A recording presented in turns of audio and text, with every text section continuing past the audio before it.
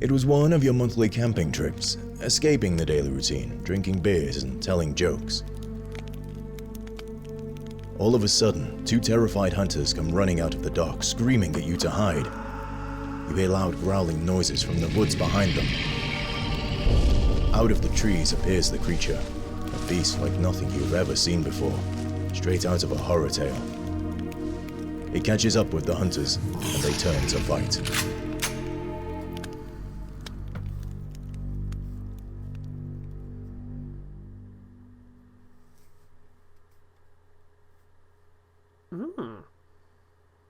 Greetings, mortals, I am the Fallen Shogun, and welcome to the full release version of Judgment.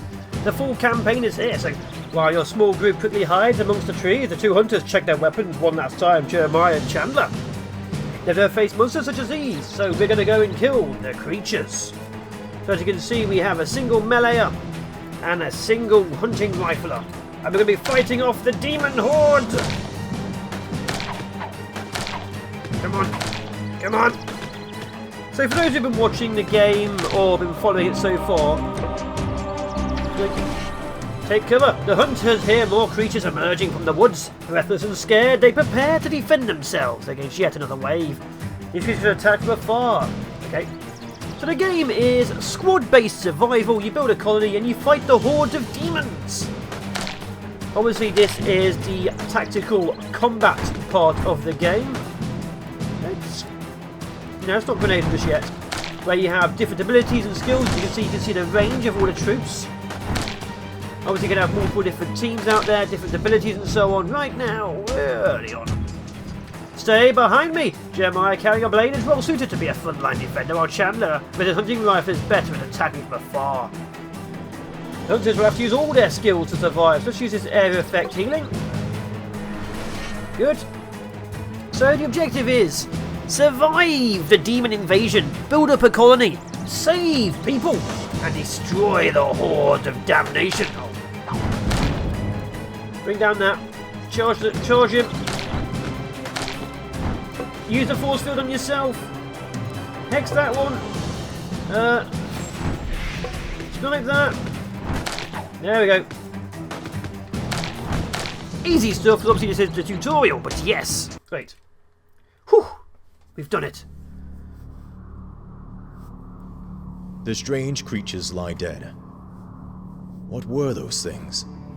They look like demons straight out of a horror film. But it's not over. You hear more growling sounds from the dark woods. More of the menacing creatures come swarming into the clearing. The hunters are surrounded and yell at you to run. You waste no time and do as they say. You climb a small hill that affords a clear view of the nearby town. It is already burning. You can hear the sound of growling and panicked screams carried across the wind. The creatures are everywhere. Going back is not an option. You decide to move away from the town, deeper into the woods. You find a remote clearing where you decide to regroup and try to figure out what just happened. Judgment Day is upon us. Welcome to Judgment. Yes. So, sometimes it's more efficient to scavenge raw materials before you can craft them. Yeah, I know. Oh.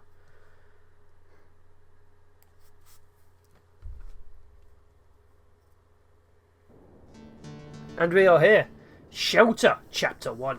You need a rest now, as your fight from those things has left you bruised and exhausted. You seem to be safe for now, but you can still hear the occasional explosions from the town you left behind. You are happy, in a terrified sort of way, to have survived the attack. It will certainly be just a matter of time until the government calls in the bombers and takes care of the creatures, but in the meantime, it is still too dangerous to think about going back to town, and you will need to fend for yourselves in the woods for a while. There are less than a handful of you still alive, and your group will need to rebuild some sort of shelter. There's 3 of us. There's 3 is fine. The hunters are obviously out there dying. So the game is basically 3 parts. There is the building of the colony, which will be on this map. There is the world map, where you can go out to other locations. You scavenge them for supplies, you do missions on there, you can find new people. And then there's the combat version you saw earlier, where you fight enemies on those new maps, so obviously get supplies, get equipment, and wipe out the demonic horde. So let's get into the game. Build a log cabin, a well, a food table, and a bed. Very simple stuff. You go into the build, and we pick new things to do. There's research. Obviously there's a lot of research. I'm just going to show you, not going to click on anything. And of course we need to build up. So let's put a log cabin there. You can swap them and flip them. Put you there. So one person will do that. Obviously one person can do each task. I want more building stuff, I put more builds down. If I want to do more farming, I put more farms down. I put more crafting, I put more crafting tables down. So it wants a food table, so my people can get food. It wants a bed, so my people can sleep. And it wants... what else does it want? A well. We need a well for water. Put you there. And a well. So have access to food, sleep, and water. The three basic components of your people. They need food, drink, and sleep. If they have any of those, gone down to the bottom, they'll start losing health. They'll need to farm. Put an experiment table and research farming. Okay. Well, let's quickly click on this. This has 20 scrap and 6 medicine. Let's collect the scrap while we're at it. Cut down these trees to get rid of them. And we now need a experiment table. Okay. And obviously experiment tables is where we do the research. One guy there will give us research points. We don't have any right now. We obviously have no scraps, which are used for building and also trading. And we have drinking, water and food. So our little group of survivors will bring about the second apocalypse by destroying the demons. Yes, we're going to bring apocalypse to the demons. Let's get research going. As you can see, the little circle is going round. And we'll see how things go. So you can get attacked in the game. There is a little bar here which shows you how much awareness. The higher the awareness, the larger the attack will be when you get attacked. The attack is random. Obviously you want to keep that as down as possible at the very beginning, because right now we don't have anything. So each character can hold 3 items. One is an equipment thing, like maybe health, Molotov, grenades, stuff like that. Then you have armour, which obviously gives you extra armour, extra health, maybe evasion. Sometimes it makes you stealthier, and some kind of weapon. We don't want to get attacked right now. We have nothing of anything. We will die. Let's get our farming up and running. Your farming research is doing well, and you need to build at least 2 farm plots. So obviously we now need food. Let's get that down. And obviously we need another one, so yes. We need some stone for that. Let's start harvesting. So we need water. We need food. We need... let's stop you for now, I don't need you. And we need sleep. We have access to a bed. If you click on the guys, you can see how well they're doing. Obviously food might be a bit of an issue because farming is going to take a while, but I believe in our band of merry miscreants who are currently Valkyrie, Shogun and Speedle. If you can actually click on them, I'll show you. Let's go to their skills.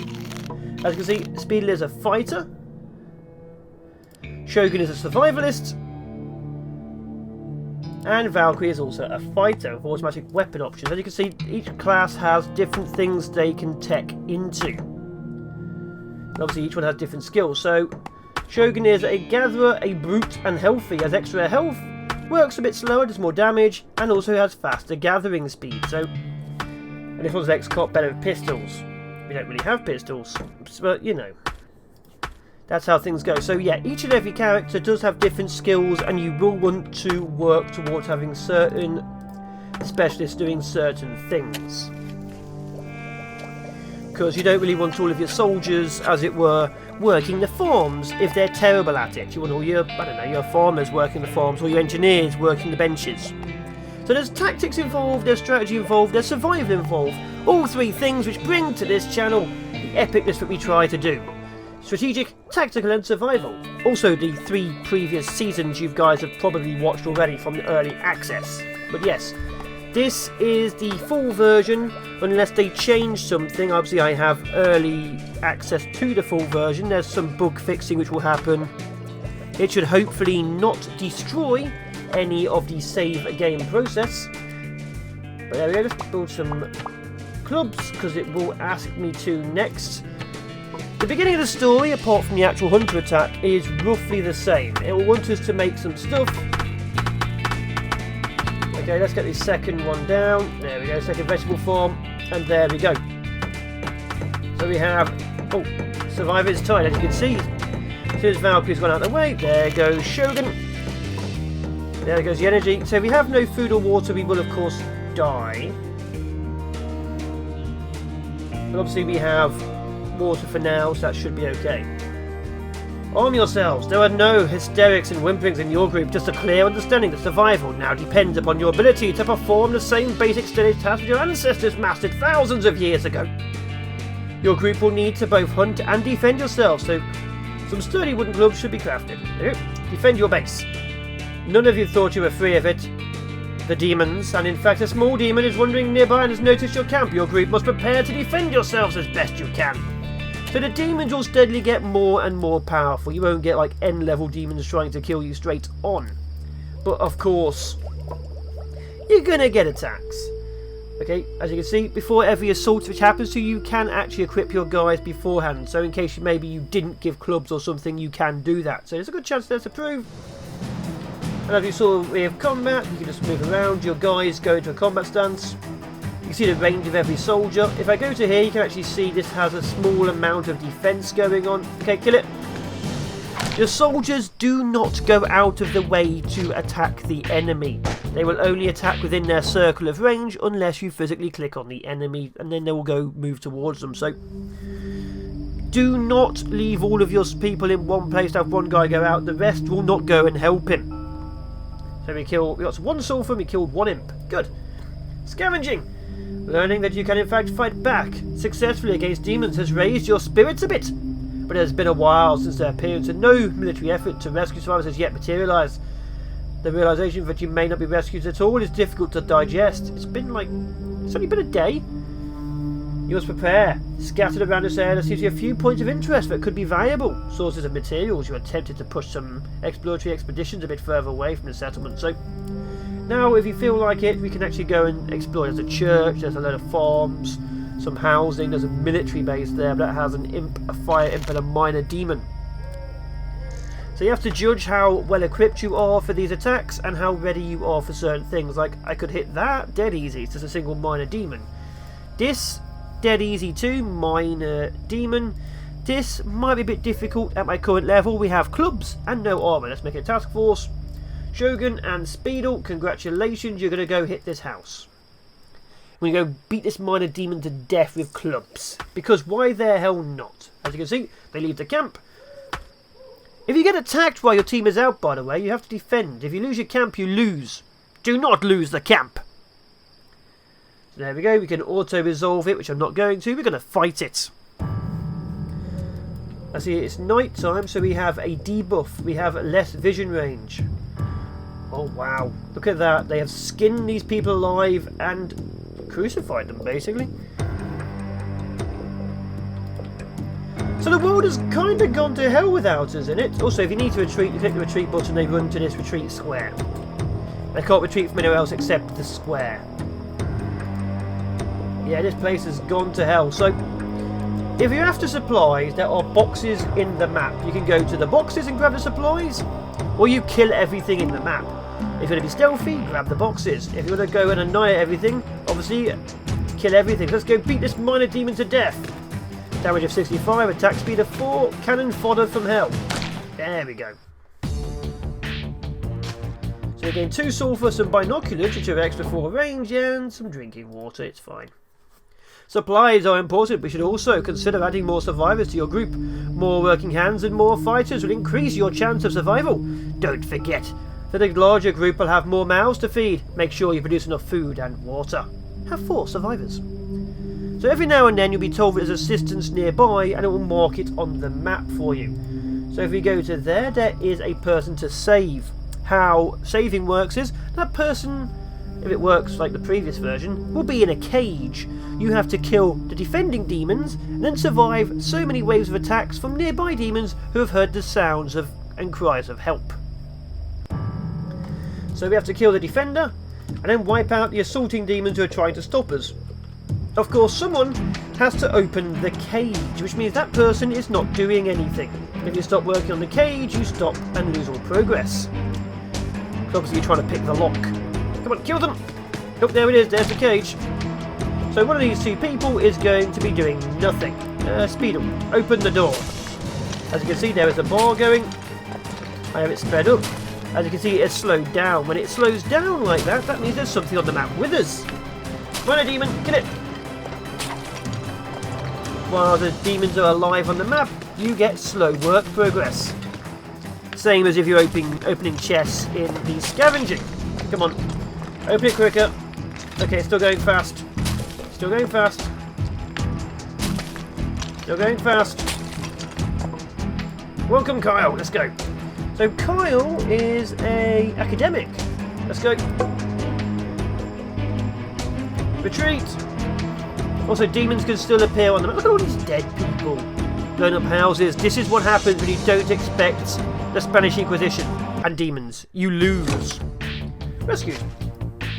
Thank you. So he will have now spawned back at base. That's how it happens. Your guys who went to save him have to walk back. The people you save, they immediately run very, very fast back to base and are okay. Demonology and the occult are now subjects of great interest in this little group. Who are these attackers and why are they here? Is there some effective action or some defense against the otherworldly swarm? Although you may have all been skeptical until recently, the group is now of the general opinion that occult knowledge might just hold the key to stopping the demon-filled nightmares. Build an occult library and research demon origins. Okay. So there's two types of research. Occult and science. Each one needs its own specific bench, and each one of course needs certain specialties. So let's see what Kyle's good at. You're a mathematician. Research speed is good. Tech weapon speed. So you have tech weapon, attack speed, accuracy and research speed. So he will be my researcher. I can prioritise him to do that thing, but I don't need to.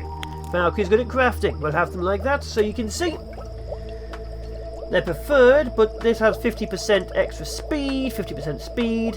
So you've got to make sure that the guys who are doing the things are good at what they do. Obviously, Shogun is bad at everything apart from chopping trees, fetching water, and a bit of debris searching because of the brute status. And Speedle is bad at farming because he's an ex-cop. Cops don't generally know how to work the farms, I've noticed. So to build a occult, we need some boards and some clay. Ugh. Is that clay? That's metal. Clay is these ones. There it is. That's clay. It's always good to have the resources. You need diamonds. That's brand new. Let's have this done. So as you can see, we are still trying to farm. We're trying to build. We need to create some boards.